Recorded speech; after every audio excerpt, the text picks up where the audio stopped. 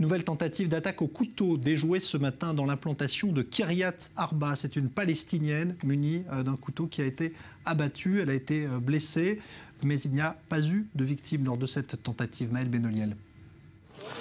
Nouvelle attaque au couteau déjouée en Israël. Il était environ 13 h ce dimanche quand une Palestinienne a tenté de poignarder un Israélien sur une route de Cisjordanie, près de l'implantation de Kiryat Arba. Cette dernière, âgée de 16 ans et originaire de Hébron, a été neutralisée par les forces de sécurité israéliennes avant d'être transférée à l'hôpital Hadassah de Jérusalem dans un état considéré comme sérieux par les médecins de cet hôpital israélien. Aucun blessé n'est à déplorer dans cette attaque. La région de Hébron reste le principal foyer des récentes violences.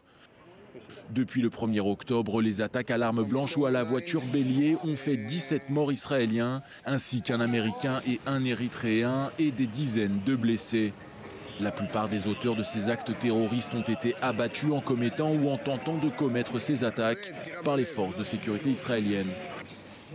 Ce qui n'a pas été le cas de Raed Massalmeh, un Palestinien de 36 ans qui a poignardé à mort 2 Israéliens et blessé un 3e sérieusement à Tel Aviv avant d'être maîtrisé par des passants puis arrêté par la police. C'était le 19 novembre dernier.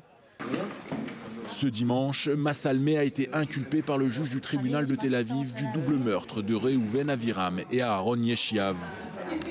Et c'est avec un couteau de cuisine de 23 cm pris dans le restaurant dans lequel il travaillait que Massalmeh a commis son crime. Ce n'est que 4 jours avant les faits que cet homme marié, originaire de Doura, près de Hébron, et père de 5 enfants, avait reçu de la part des autorités israéliennes les autorisations nécessaires pour travailler à Tel Aviv. Lors de la reconstitution, avant d'avoir exprimé aux enquêteurs des regrets et versé quelques larmes, Massalmeh avait déclaré avoir conduit cette attaque à cause de la douleur qu'il ressentait vis-à-vis de la situation de ses frères palestiniens. À cela, il avait ajouté qu'il souhaitait mourir en martyr.